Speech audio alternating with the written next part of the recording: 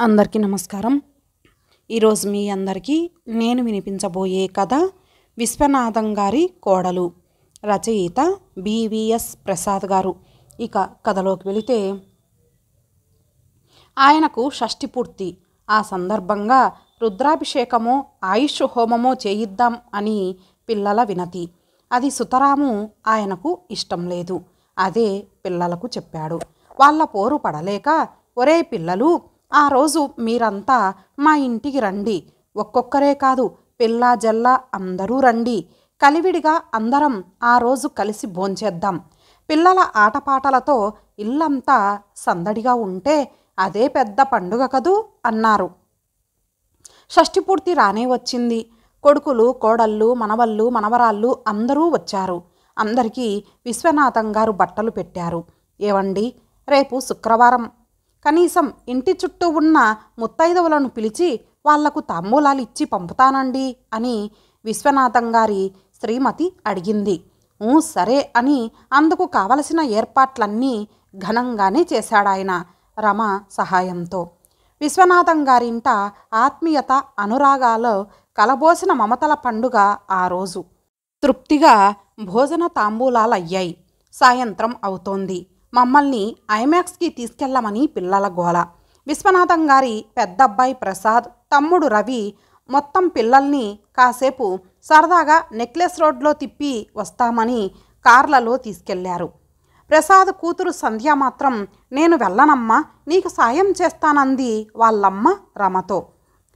సత్యవతి, భానుమతి, రమాదేవి ఆడపడుచులు. వాళ్ళిద్దరూ, సంధ్య నువ్వు వెళ్ళవే పిల్లలందరితో అన్నా వినలేదు. పేరంటాలంటే నాకిష్టం అత్తయ్యలు, పట్టుపరికిని కట్టుకోవద్దు అంది సొట్టలు పోతున్న బుగ్గలతో. ప్రసాద్, రవి, సత్య, భాను విశ్వనాథం గారి సంతానం. అందరివి మంచి చదువులు, ఉద్యోగాలును. ప్రసాద్ ఏకంగా ఓ మందుల కంపెనీకి యజమాని. ప్రసాద్ భార్య రమ, రెండో కొడుకు రవి. రవి భార్య ఇద్దరు డాక్టర్లు. సత్య, ఆమె భర్త ఇద్దరు కంప్యూటర్ ఇంజనీర్లే. భానుమతి, ఆమె భర్త ఇద్దరూ కూడా ఇంజనీర్లే. విశ్వనాథం కొడుకులు, అల్లుళ్ళు, కోడళ్ళు, కూతుళ్ళు అందరూ హైదరాబాదులోనే ఉంటారు.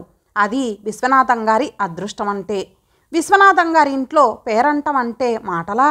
25 ఏళ్లుగా అదే ఇంట్లో నివాసమాయే. ఆయన పిల్లల చదువుల నుండి వాళ్ళ పిల్లల పురుళ్ళు కూడా ఆ ఇంట్లోనే. ఆ కాలనీలో తెలియని వారుండరు. ఎవరినీ విడవలేదు. భాను, సత్య అయితే ఏకంగా వాళ్ళ స్నేహితురాళ్ళందరినీ కూడా పిలిచేశారు ఇదే సందర్భంగా. సందడే సందడి. వచ్చిన వాళ్ళనందరినీ పలకరించడం, చల్లటి పానీయాలు, వండిన పలహారాలు పెట్టడం, తాంబూలాలివ్వడం అన్నీ రమే చూసుకుంటోంది. సంధ్య వాళ్ళమ్మకి కాస్త ఉడతాసాయం చేస్తోంది. ఆడపడుచులు ఇంటికి అప్పుడప్పుడు వచ్చిపోయేవాళ్ళు. వాళ్ళకేం ఎక్కువగా పనులు చెప్పకమ్మా, ముందే హెచ్చరించింది అత్తగారు. రమ కాస్త కోరగా చూసింది. వాళ్ళు నా వయస్కులేగా అని దాని భావం. వాళ్ళిద్దరూ ఉద్యోగాలు చేస్తున్నారు.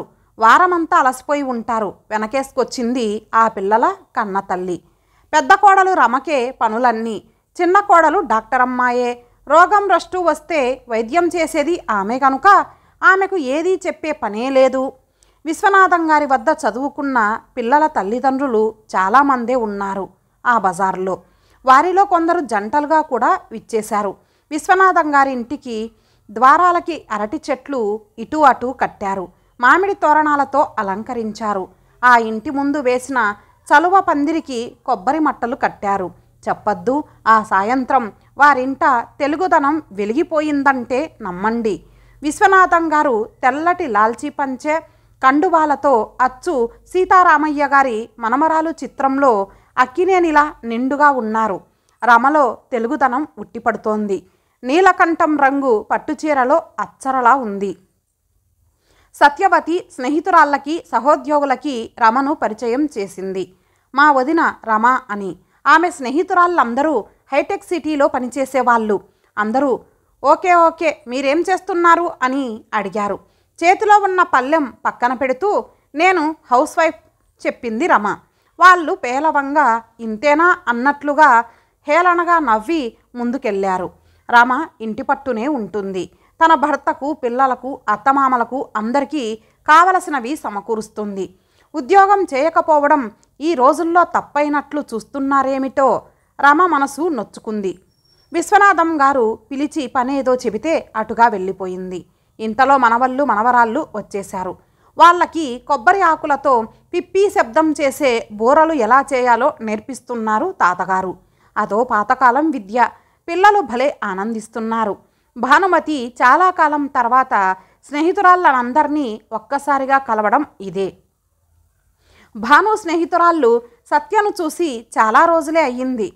కానీ మిగిలిన కుటుంబ సభ్యులను అందరినీ పరిచయం చేస్తోంది. రమను పరిచయం చేసింది భాను. మా పెద్ద వదిన రమ, ప్రసాద్ అన్నయ్య భార్య చెప్పసాగింది. ఓహో అలాగా, మీరెక్కడ పనిచేస్తున్నారు అడిగారు అందులో కొందరు. కొందరికి హౌస్ వైఫ్ అని, హోమ్ మేకర్ అని చెప్పింది. చెప్పడానికి ఇబ్బంది పడింది రమ. ఒకరికైతే సరే, నలుగురు ఒకేసారి అడగడం, వెనువెంటనే అదే సమాధానం చెప్పాల్సి వచ్చేసరికి ఆమెలో అంతకుముందు ఎన్నడూ లేని వెలితి తోచింది. నేను ఉద్యోగం చేయకపోవడం ఏదో తప్పుగా చూస్తున్నారేమిటి? ఉద్యోగం ఏమైనా స్త్రీ లక్షణమా? అంతే. ఆమెకే తెలియకుండా కొలకుల్లో నీళ్లు చేరడం మొదలైంది. వచ్చిన వాళ్ళలో చాలామంది జీన్స్ షర్టులు వేసుకున్న వాళ్ళు ఉన్నారు. అంతా దూరం నుంచి గమనిస్తున్న విశ్వనాథం గారు అక్కడికి చేరుకున్నారు. అందరికీ సగర్వంగా రమని మళ్ళీ పరిచయం చేశారు.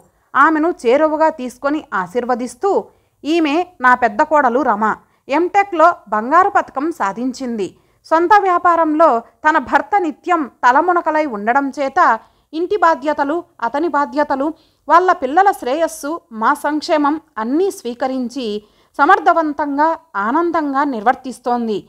ఈ మాట చెప్పడానికి ఎంతో సంతోషిస్తున్నాను. రమవైపు చూస్తూ, అమ్మా రమ, నువ్విక ఎప్పుడు ఎవరికి హౌస్ వైఫ్ని అని, హోమ్ మేకర్ని అని చెప్పకు. ఆ పరాయి భాషా పదాలు, వాళ్ళ భేషజాలు మనకు దేనికి? గృహిణి అని, గృహలక్ష్మి అని సగర్వంగా చెప్పు. నీవు నిర్వర్తిస్తున్న ఈ విధులేవి వాళ్ళు చేస్తున్న ఉద్యోగాల కంటే చిన్నదేమీ కాదు. ఇదే అన్నిటికంటే పవిత్రమైనది, ప్రాముఖ్యమైనది అని చెప్పి వెళ్ళిపోయారు విశ్వనాథం. రమ కళ్ళల్లో సుడులు తిరగబోయిన కన్నీళ్లు వెనక్కి వెళ్ళిపోయాయి. ఆమె చెక్కిళ్లపై విరిసిన ఆనందపు దొంతరల మాటున.